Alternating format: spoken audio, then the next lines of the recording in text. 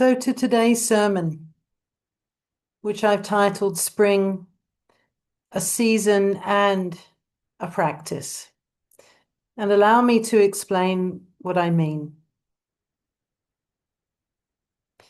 There's a particular moment in spring, and perhaps you've already felt it, when something shifts almost imperceptibly. As you notice, the light starts to linger just a little longer, and a bud appears where yesterday there was only wood, and the air somehow softens. And even if the calendar tells us it's spring, of course, there is also innately within all of us a deeper understanding and knowing that arrives in our body, an awareness that something is beginning again. So spring, of course, is a season. And of course, it also comes whether we're ready or not. It naturally follows winter, and with a quiet kind of faithfulness, I would almost call it, a turning of the earth that doesn't ask for our permission. And yet, what I want to explore with you this morning is the possibility that spring is also a practice. It's a way of being, a posture of the spirit, and something that we can choose on a daily basis, even moment by moment, to participate in. Because if we're honest, the outer season of spring does not always necessarily match our inner lives. There are years when the blossoms come, but internally sometimes we feel barren still. Or when the world begins to warm, but something in us remains frozen. When life insists on renewal, but we feel stuck in some ways. So I guess my question is, what does it mean to practice spring, even in those instances? Well, to begin with, we might look at the natural world, not as a sentimental backdrop, but as a teacher. Spring does not arrive all at once. It comes in fits and starts. As I mentioned earlier, I know that yesterday was cold and drizzly and grey, and not the kind of stereotypical spring backdrop that one can think about when one says the word spring. Sometimes a warm day is followed by a cold snap. Sometimes crocuses are attempting to push through the frost. And sometimes trees are budding before the risk of winter has fully passed. So I like to think of spring as not being naive. It doesn't wait for perfect conditions. And perhaps this is our first lesson, that to practice spring is to begin anyway. To begin, say, a conversation that we know we should have, but we haven't had yet for a variety of reasons. Or to begin that project that we've promised ourselves, but for whatever reason still feels uncertain. Or to begin again in a relationship that perhaps has known some form of strain. In other words, to begin even when we're not sure the frost is over yet. And so there's courage in that kind of beginning. It's what I would like to call the courage of seeds. I hadn't thought about it much until I prepared today's sermon, but I thought to myself, the seed really is a symbol of courage. After all, it doesn't know the future. It only knows the call to grow. It breaks open in the dark, in the soil, and in a kind of way, it surrenders. And of course, that breaking apart is not a failure, as often we think of as breaking apart, but in fact, it's the very condition of its becoming. How often in our own lives do we resist that kind of breaking? Very often, and I speak to myself in this too, that we want growth without vulnerability. We want renewal without risk. We want some form of transformation without the discomfort of change. But spring, of course, is there to teach us otherwise. And it reminds us that something in us must soften, it must open, it must break apart in order for new life to emerge. So to practice spring then is to make peace with becoming. It's to trust that, of course, we're not fixed, we're not finished, but we're also not bound forever to who we have been. It is to hold our life with a little more spaciousness and a little more curiosity.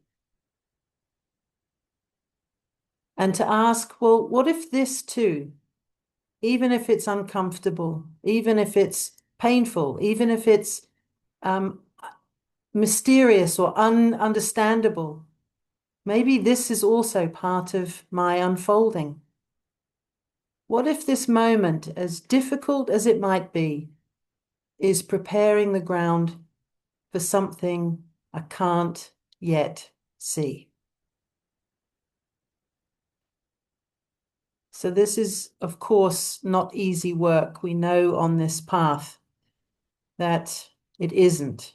And to be asked to live with uncertainty is a big ask. To be asked to let go of control, of course, goes against many of our natural instincts.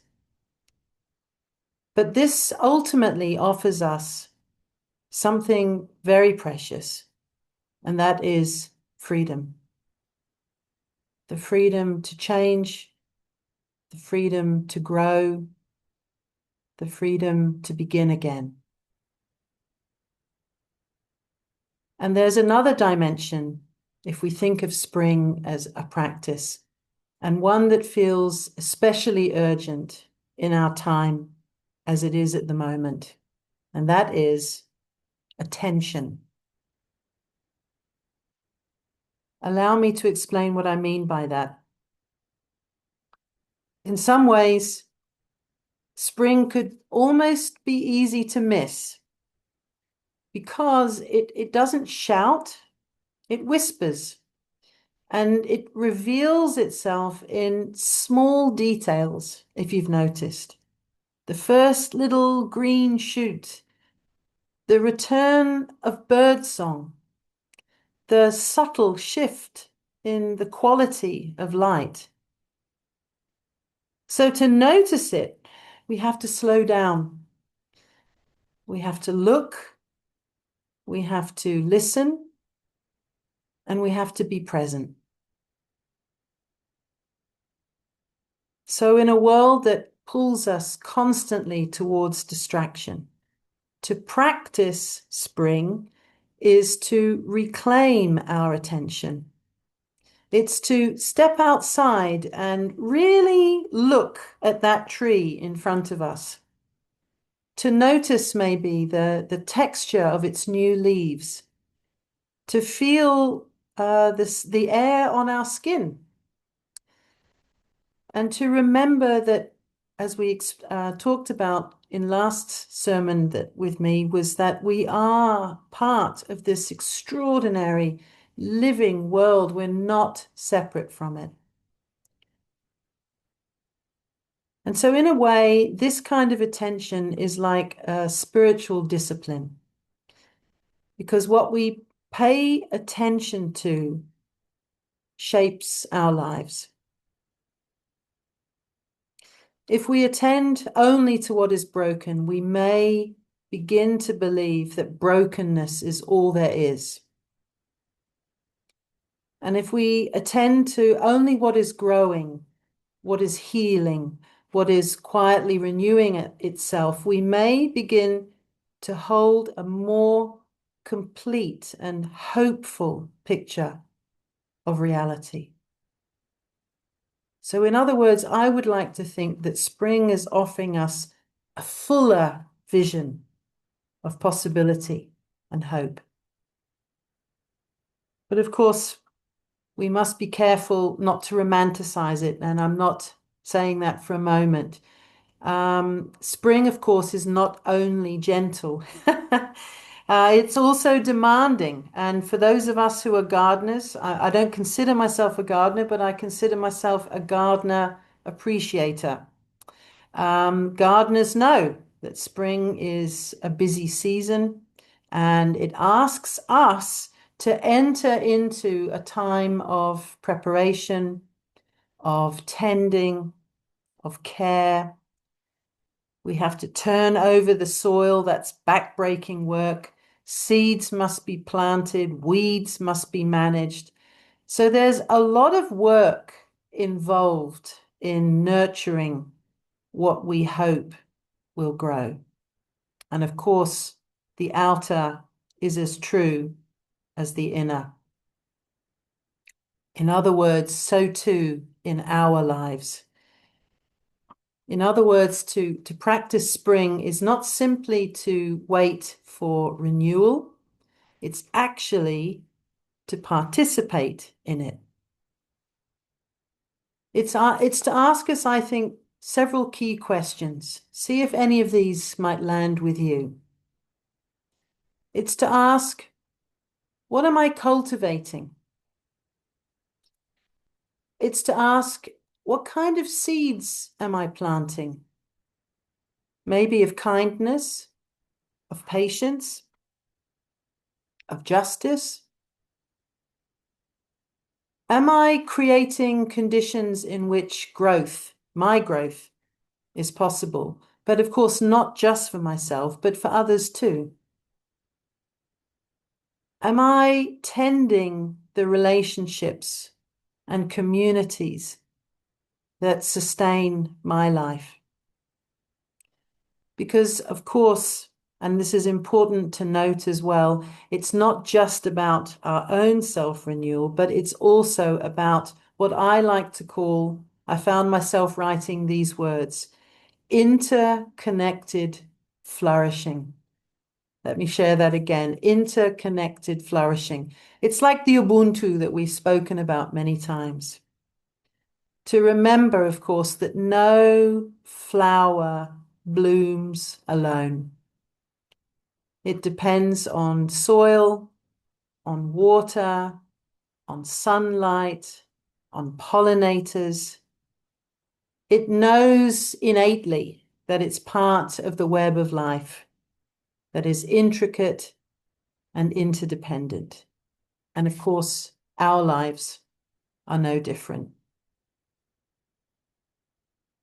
So to practice spring is to remember that our well-being is bound up with the well-being of others, with our communities, with our families, with our nations, and of course with the earth itself. And so this brings us, I think, perhaps to an even deeper truth. And that is that spring, even though I said that it's part of the cycle of life, it's not always guaranteed. And we know this because of the times that we're living in now. In this age of the climate crisis and things being shifted and changed in our lifetimes, we're becoming increasingly aware that the rhythms of the natural world are under strain and patterns are changing right in front of our eyes. And so the reliability that we once took for granted, especially as children, if you remember, children and young people, we took it for granted. And now, unfortunately, we're in a time when those things feel less certain. So it's in this context that I think to, as I said, quote, practice spring takes an added layer of meaning. It becomes an act of care, even resistance. In other words, it's behooven upon us to nurture life in a world that is threatened, to protect that which is fragile. And whoever would have thought that even things such as democracy now have become fragile? To commit ourselves to flourishing and the flourishing of the planet and all its beings.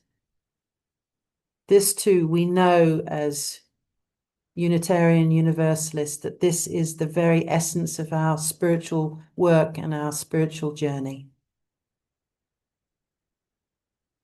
So, of course, spring is a calling. It's calling us beyond our comfort into responsibility. It's asking us to align our actions with our values, to consider every day how we live, what we consume, what we support. In other words, spring as a practice is not a passive thing. It's engaged, it's attentive, and it is responsive.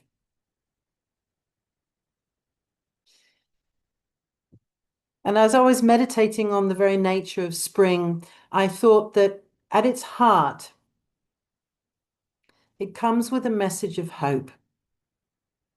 It's not a simplistic hope that denies difficulty, but it's a resilient hope that coexists with it. A hope that, of course, knows that winter and still believes, despite that winter, that the possibility of renewal exists. As I was writing this, I was reminded, and we had a sermon on this a long time ago, but you may remember me sharing with you about Julian of Norwich. She, of course, is most famous for her prayer, which I'll share with you in a moment. But she wrote this well, it's almost less of a prayer and more of a statement, actually. She wrote it in the midst of great suffering during, of course, a plague. And she wrote, as we know, all shall be well, and all shall be well, and all manner of things shall be well. And I sat with that, really trying to grasp its the fullness of its message.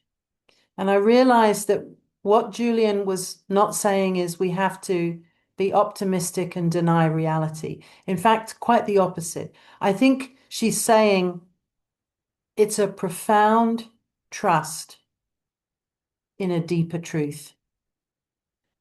A trust that life in all its fullness tends towards healing, tends towards wholeness, and tends towards renewal, despite what we might see or experience around us in any given moment.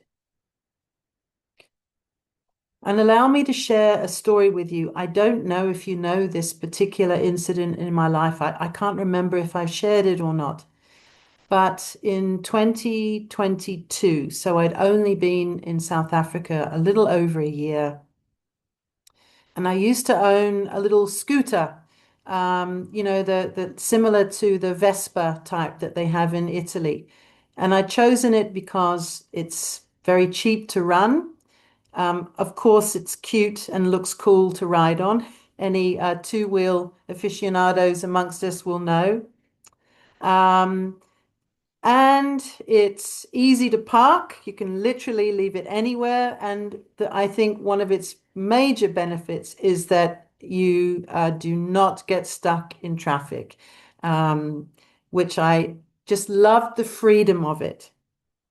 But on this particular day, and I was actually on my way to the first ever youth interfaith, intercultural session that was a little across town, and I was on my way. It was a glorious spring day, and the sun was out. I don't know, it was just perfect conditions. And the traffic really was minimal. There was hardly any cars on the road, but this one vehicle, large SUV, clearly did not check his wing mirrors or his rear view mirror. And he pulled out from his lane right into mine.